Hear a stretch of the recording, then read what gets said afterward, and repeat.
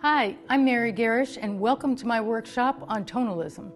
In this workshop, we're going to talk about the history of tonalism, and I'm going to go through some master paintings and show you exactly what tonalism is. I'm also going to delve into the advantages of tonalism in using a limited palette and how that can help you in color mixing and controlling your values, and have a painting that is close in value and very harmonious.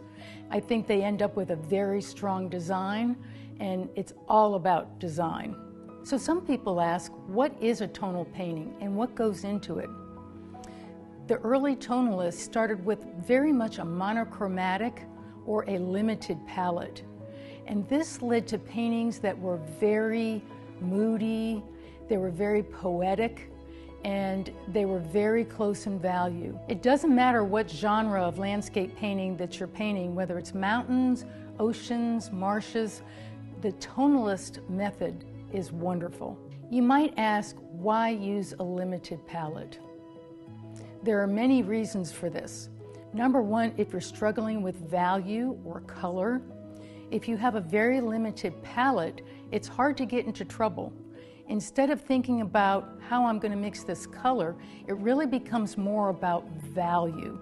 And what you will learn with this is, using a limited palette, you really can mix pretty much all the colors that you need to for most landscapes.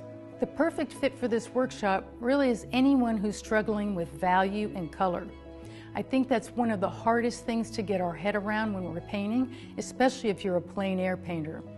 And if you limit your palette when you're outside, it makes it much easier and much less time consuming when you're trying to mix your colors. I don't know how many of you are familiar with cold wax. What it does is it makes it much easier to paint with texture. You take the cold wax and you add it to your paint, and then you have at least doubled the amount of paint that you have. And it adds to the atmosphere in your paintings. So I would suggest that you join us today on this video and see how we do it.